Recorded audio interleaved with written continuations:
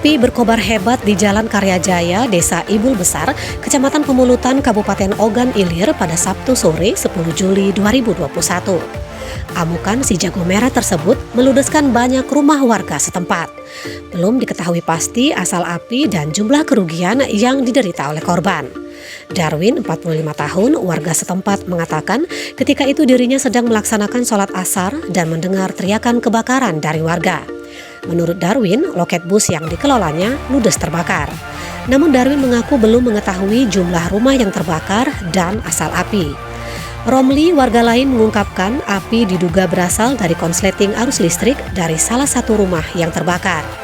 Hasil pemantauan di lapangan, hingga pukul 17 waktu Indonesia Barat, petugas pemadam kebakaran dari Ogan Ilir dan Kota Palembang masih berjibaku memadamkan api.